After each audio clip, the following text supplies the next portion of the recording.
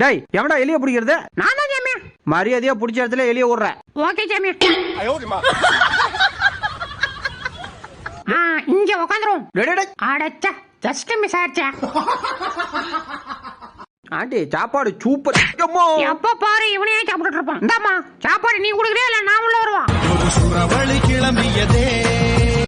கடிக்காதரா. யோ என்னைய கடி கூடாதுன்னு சொல்ற?